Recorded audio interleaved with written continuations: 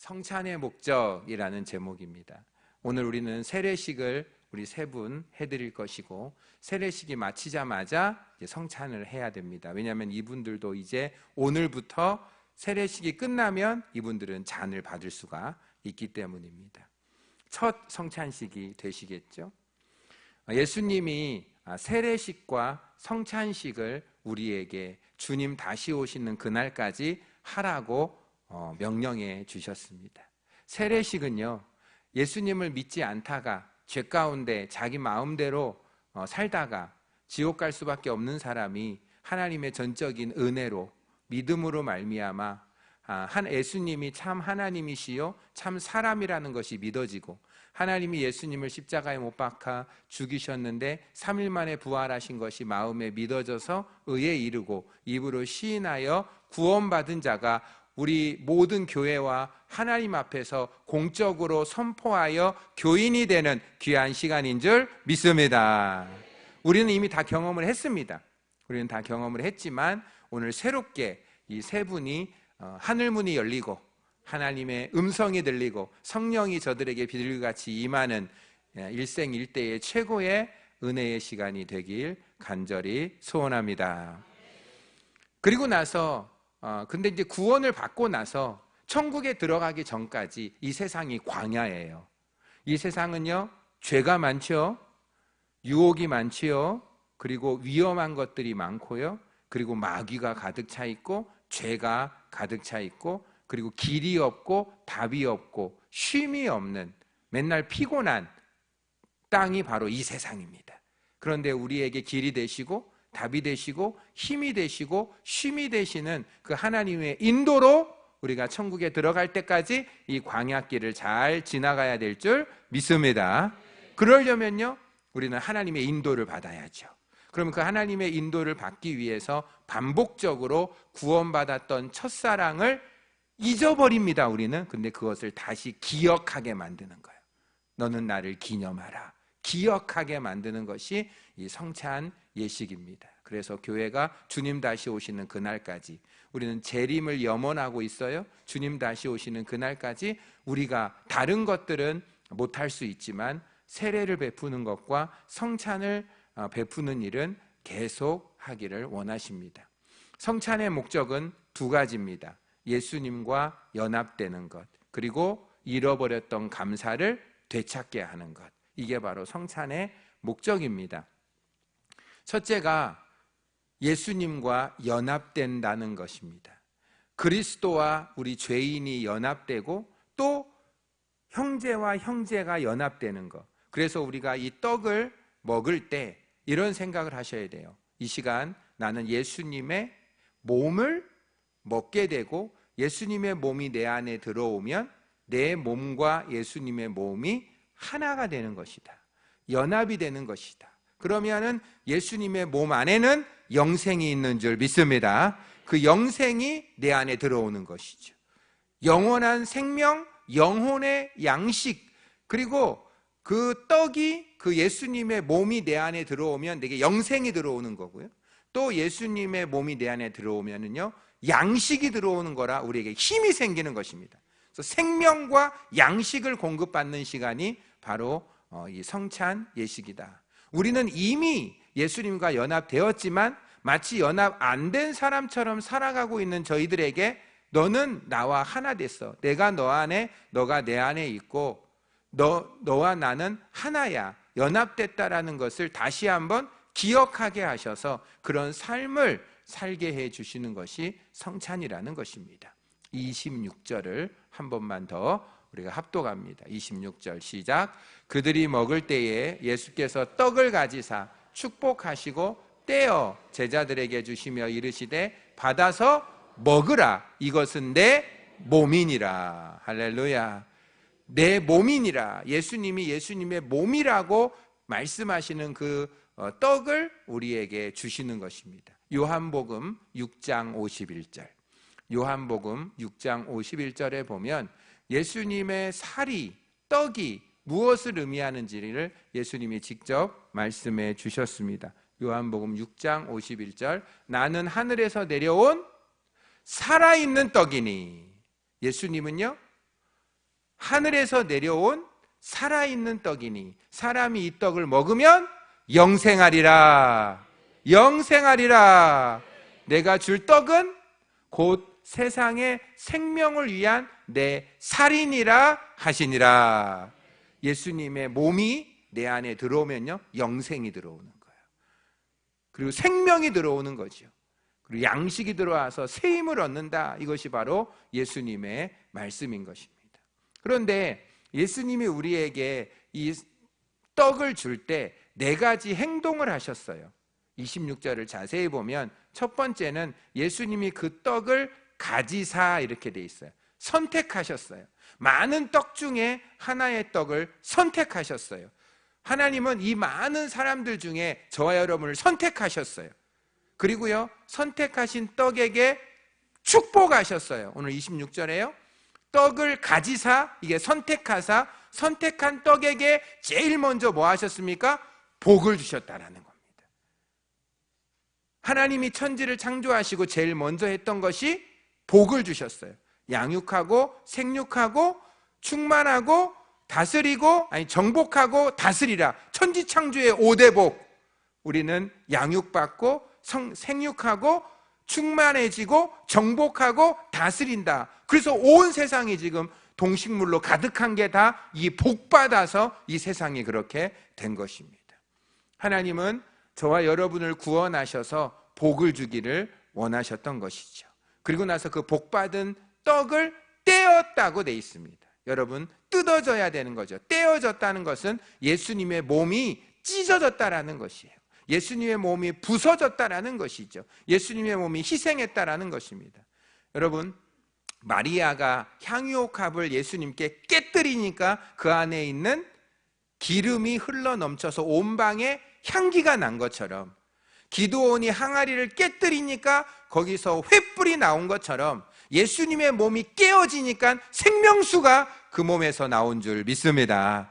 예수님의 몸에 예수님의 옆구리에 창이 찔리고 온몸에 채찍질과 가시에 찔린 그 피가 우리에게 생명을 주는 것이죠.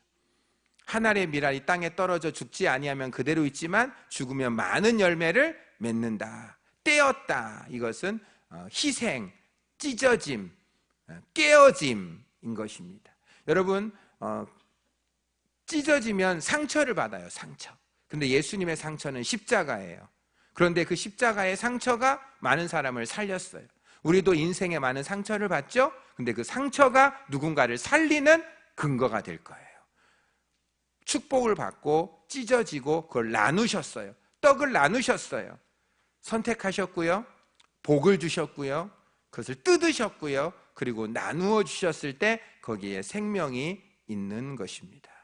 그래서 우리는 예수님과 연합된 거죠. 그런데 예수님과 연합된 저와 여러분은 어떻게 해야 됩니까? 옆에 있는 형제 자매와도 연결돼 있어요.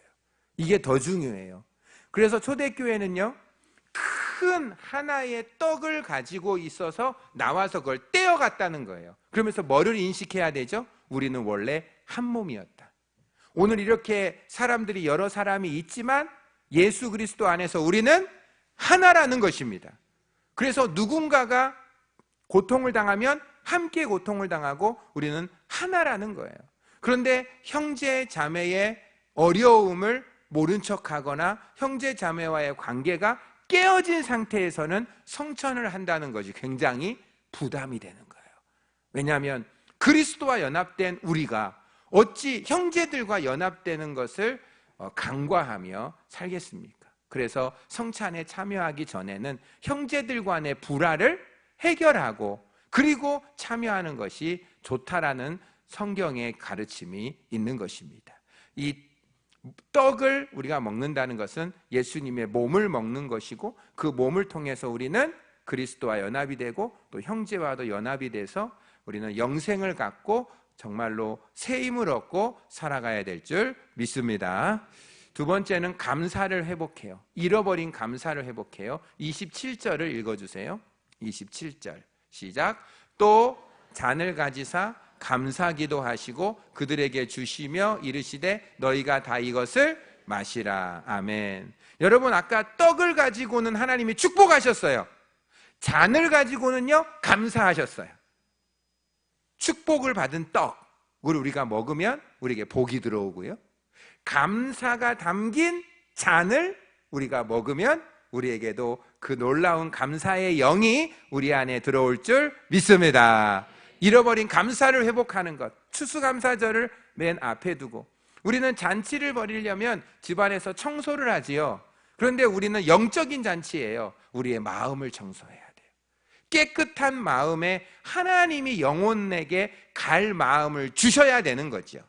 그래야 우리가 초청할 때 거부하지 않고 응하고 오는 거예요. 어쩌면요 하나님이 그들의 마음을 다 준비해 놓으셨는 줄 믿습니다. 우리는 단지 준비해 놓으신 영혼에게 함께 갑시다 라고 돌문을 옮겨 놓아야 죽은 나사로가 살아나는 거죠.